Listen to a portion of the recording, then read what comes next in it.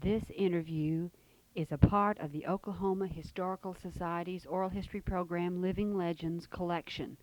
This interview was originally conducted on April the 20th, 1973. The interview was conducted by Mr. Frank Benneda. The interviewee is Mr. Ross Nigh of Watonga, Oklahoma, Blaine County. This interview is being re-recorded on September the 14th, 1984 for inclusion in the permanent collections of the Oral History Program by Judith Michener.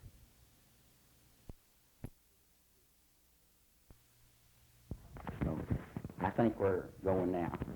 See, you were born in Missouri in 1880. This is Ross Nigh, and this is Frank Benneda interviewing April the 20th, 1973. You were born in 1888 Yeah. in Missouri. Yeah. And your parents were both from Missouri? My daddy was from Ohio. My Ohio. mother, I think, was born in Missouri. I wouldn't be positive about that. And you say you came to Oklahoma in a Railroad car, a box car. And we left Missouri and we got into Blaine County. We left Missouri about the 28th, I think, of December, and we got into Blaine County on the first day of January in 1900. Let me check.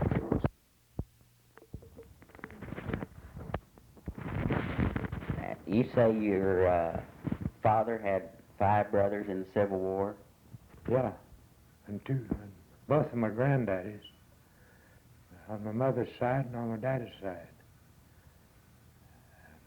One of them, and there were a set of twins in your father's family. Yeah, there's twins. And they all came through the Civil War. Yeah, they all came back.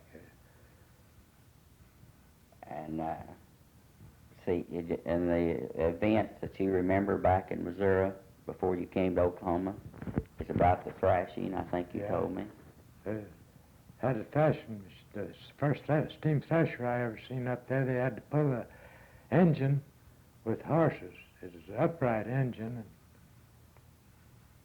and on wheels. Upright? Yeah, stood upright. Oh, I've never seen one. The first ones, the ones before that, though, they were horsepower, and they used a tumbling rod out there, you know. After you came to Oklahoma, you remember what the town looked like? Here? Yes. Yeah, boy, I say I do. No concrete walks at all. There was all boardwalks, and the main street of Watonga was just sandy as it could be. Well, you can imagine how sandy it was because it's sandy all around here, you know. I've seen them run horse races down Main Street when I was a kid. Was the well already in the center of town? Yeah, they put that up there.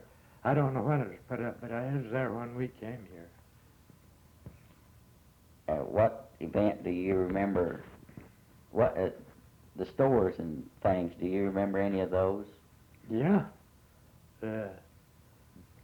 DJ Mart's had a store there someplace just about where let's see, it's about 2 or 3 doors west of,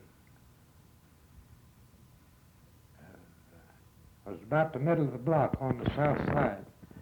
And you get up on the sidewalk, why, you'd have to go up in 3 steps to get into the store, and then McBride had a store back up there on the corner. Now that it's on the corner on the north side of Main Street, there in McBride. And a fellow by the name of Lou Hopkins had a barber shop, and there was a saloon down there by where the post office stands now, and there was one there where Cliffy Ball's jeweler store is now. And then up there just east of DJ March's place, there was another one there. And then on the south side there where Hooper's is, there was a saloon in there. You don't remember who run that one, do you? Oh, yeah. Phil Houck. Phil Houck. Lon Norcross had the one up there on the south side of the street. And I forget now who run that one down there where the post office was. Let's see, I kind of remember his name, but I don't either. Maybe I'll think up pretty soon. At this point, in the master tape, in Mr. Nigh's interview, the sound begins to fade in and out and continues to do so for approximately the next 500 feet of the interview. On this copy, we will attempt to pull out as much as possible of the interview.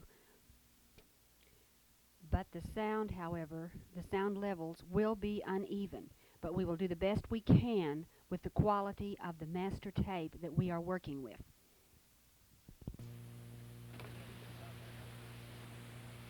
I remember your father-in-law used to shop wheat. Where was That was my wife's granddad. right, his wife's name? Old bow-legged guy. Yeah. Yeah, that was my wife's granddad.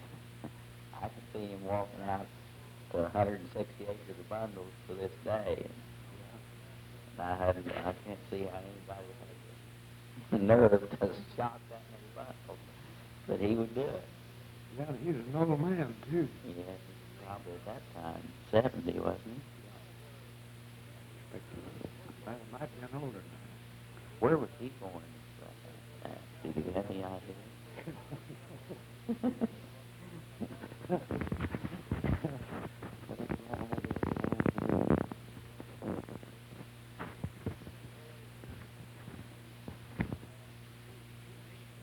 He was.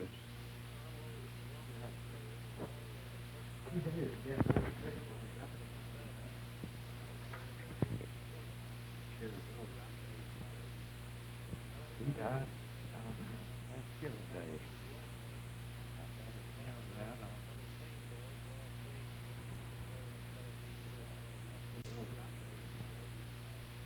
He died on Thanksgiving Day.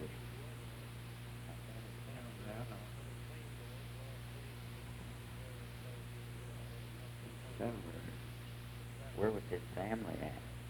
Where were they raised? Well, His wife? Him.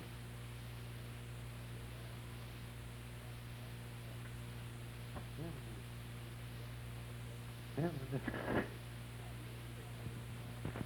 wife. They lived in Minnesota. Now, I don't know, he might have been born up there. But they lived in Minnesota. Of course, you wouldn't want that. And every winter, he'd take off and go off up into Canada. And lumberjack, you know. Leave them down there without anything. So, not 2 or 3 times. His wife, she got tired of it. She come down to St. Joe. Got a job down there. He came back, why? He couldn't find it for 20 years before he found it. Almost 20 years. I guess it was 20 years. Because my wife was on at that time. She was the oldest one in the family. And he found out what it is at. He come down there. He worked on the river too last time. But when he was up in Canada, cutting out wood and logs, you know, they put them on the ice and water. Ice get off the water, why they float them down in New England states or down in there somewhere. I don't know where they floated to, but he was on them river drives. He said, he told me one time, he says, when I was younger, he'd get out on the bank, wait for a bunch of logs to come along, and line out. He said, I could jump 20 feet. I could jump 20 feet and light on one of them logs and never get the people back. I don't know. That log was close together. He couldn't get his feet in the water.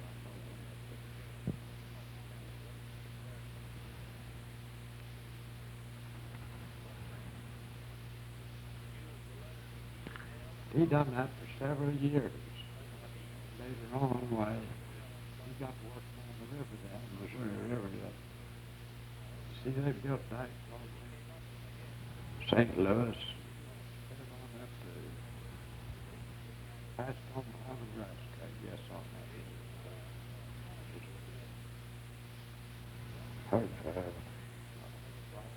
He worked on that a lot. He was a foreman on that for a long, long time. Cable boss, they called him. He was the one who put the cables down. Well, then they'd get them mats built over the cables, but then he'd take these U-bolts, put two cables together and bolt them. Put them together, that U-bolt on them, and that'd hold them. And he'd sink them into them cables. They'd put them back on the bank, run them up through that big ditch down there and run them up there, and then they put rocks on the end of them cables and then bury them. Them cables couldn't wash away.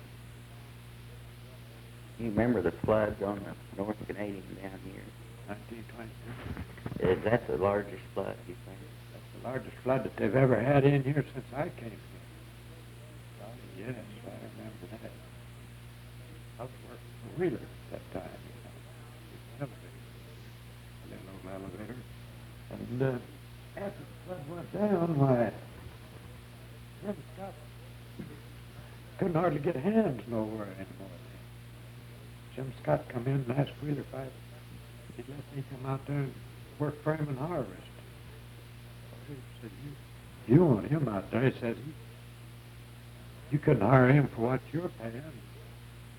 Wheeler said, oh, he said, I don't know. All right, Jim did. He said, what are you paying him? $30 a week, 6 days, $5 a day, and that's good wages then. I guess I must have been working or Wheeler wouldn't have paid it. So he said, well, he said that Russ will agree to not say anything about it. If I give him $5 a day, would you let him go? And yeah, he says, we can get along without him. He was really what it is now. He's on the roads and everything. So I worked in harvest for Jim and done everything there was to be done. Header, stack, shop, rode in the header barge, rode a tractor on the porch tractor, had a binder, done everything to pay off. Was the river bridge there then? Yeah. Do you remember when? No, it wasn't there then. It had been. Part of it was left, but the rest of it was gone. There wasn't a bridge left in Blaine County. Railroad bridge nor wagon bridge, wasn't that jump bridge left. It come clear up there pretty near to the garden spots, that river did there. Yeah. Before they had the bridge, was it very hard to cross that river? Oh no, you boarded horses, That was before automobiles.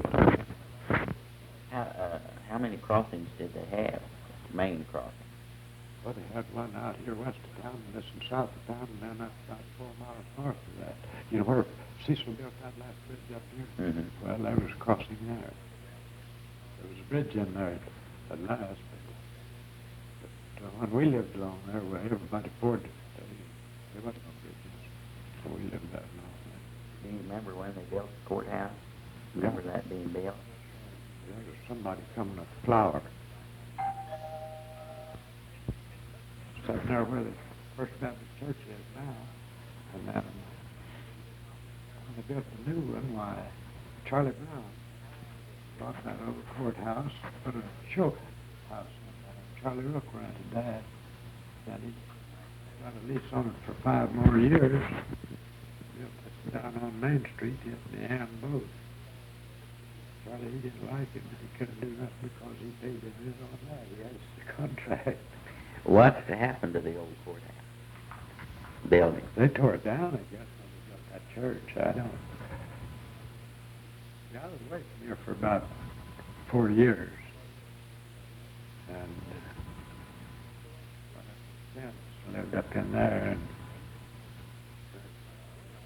took place after I Whatever happened to the old depot from the Choctaw Railroad? You know? Well, Jump's got it down there now. Well, let's see, that was from the east side of town, wasn't it? No, that's the west side of town. He got that one. I don't know what happened to this one. I guess they tore it down. And the Hitchcock Depot, Jerry Hooker's got it now. He built a house out of it, made a home out of it. Do you remember when they started Oakwood? Oh, I don't. Was Greenfield a pretty good-sized town in the early days?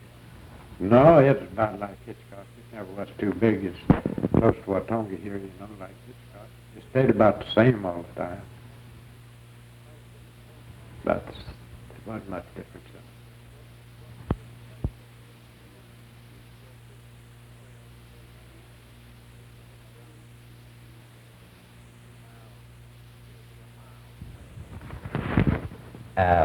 We were talking about shipping quail in early days. Yeah. Yeah, they used to go out and hunt quails and buy them or sell them for $1.80 a dozen. And then we used part of that money to buy ammunition, such as shot, powder, and primers, and had our own wad cutter, cut our wads out of the cardboard papers, load them up, used our own shells. Some of them was brass and some of them was paper shells.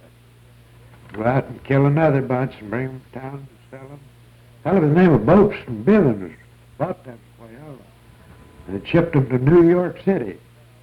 Did they have a store? Or? Well, they had a kind of a produce house there. They bought eggs, quail, stuff like that, you know, and chickens, and shipped them out too.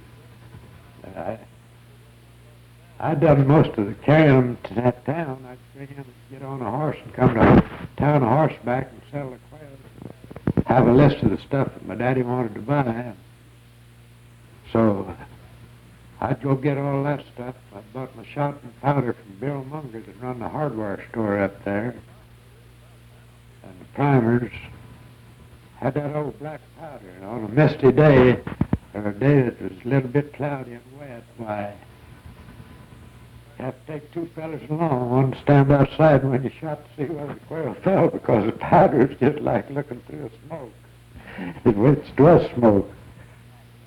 And then you were telling me that even in the outskirts of town there were quail. Oh yeah, out here where the fairgrounds is now, they was hunting quail there, and out on that part there northwest part of town there, that Hillcrest there out there, they hunted quail out there. About what year was that? Oh, that was around 1903, 4. Let's see. 2 or 3 years that they done that. They bought quail there for several years. And they got thinned out then, it wasn't? No, they never did get thinned out. Golly, no. But you have a lot of quail left every year. Everybody had a good bird dog, though. Well, I want to tell you, the bird dogs are worth their weight in gold to a fellow then. So they'd find them quails and we'd shoot them and bring them to town and sell them. That's about it. We didn't eat many quails. We'd eat rabbits. But quails were too expensive to eat. We'd take some of that there quail money and buy old dry salt bacon and take it home and eat it. Eat the quail. Jackrabbits, you know, until We never ate many jackrabbits. We ate a few of them. We'd kill the young ones. We'd eat them. You were telling me about your sister walking down the street, and would you go ahead and tell that? A colored woman. That was after we was in her teens. A colored woman pushed her off the street, and she got back up there and tied into this colored woman, and then a colored man, he grabbed my sister and pushed her off the street, and there's a bunch of young fellas seen it, and they got a rope and took after him. One of them took after him in a saddle horse, and that was at about the middle of town. He outrun that saddle horse to the railroad track down here, and there's a freight train pulling out, and he got on it and left. The Lou Hopkins you were telling about, he was the first man buried in the Oddfellow Cemetery. Yeah. Yeah, he was a barber here, and he got killed in a hunting accident. He was out hunting. He got killed, and he was the first man buried out there.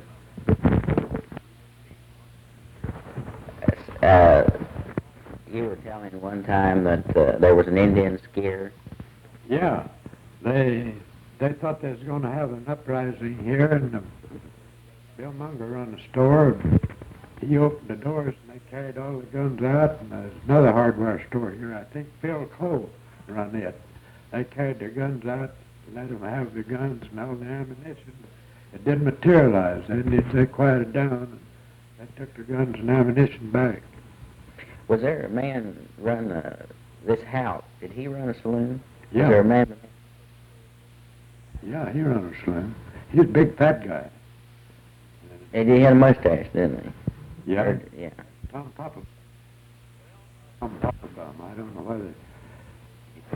Might be one or two around here that remembers him. Emil Amy I know does, because Emil was here before I was. His dad filed on the land out here, and he's still living, and leave us here too. This Houck, he ran a saloon out in Tascosa where Billy the Kid was. Yeah. So he had a... Yeah, he ran quite a little bit. They used to have some pretty rough times once in a while. Some of these fellas come in out of the country and get loaded up. They'd try to take the town. Once in a while they'd get food. They didn't get it taken, but they'd have a lot of fun out of it anyhow. Well, thanks, Ross. Do you remember much fighting in town? Oh, some, yeah. There's a fellow here by the name of Jack Kateri. He was quite a man, and they settled their arguments, most of them, with their fists. And another fellow, a doctor here, he was a nice-looking, tall fellow. He was quite a fellow, fighter. His name was Dr. Edgington. Did anybody carry guns in those days? Oh, yeah, some of them did, but not too many. It wasn't too bad that way. Did they just carry them out in the open, or did they keep them concealed? They kept them pretty well concealed, most of them, outside of the law. One time when we lived out here in Sand Hills of Sand, north and east of town here, why that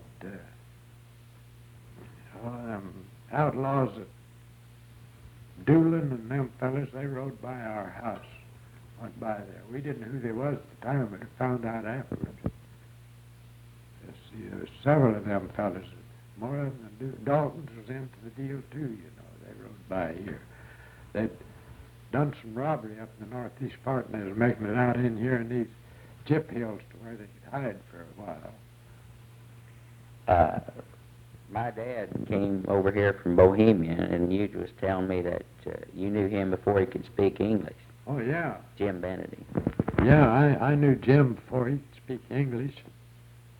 We were pretty good friends. We went to school together. He didn't get much good out of school that first year because he couldn't understand English, and we couldn't understand Bohemian, but he went anyway.